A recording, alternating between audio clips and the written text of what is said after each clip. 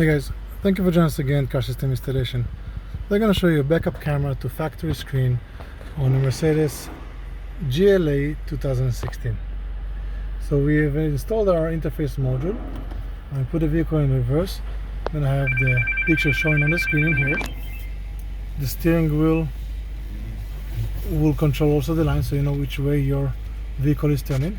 And as you can see in the corner, we also have indication for the parking sensors. So if the vehicle has factory parking sensors, you will see it in here. So I'm going to put the vehicle in reverse. I'm going to get close to the wall.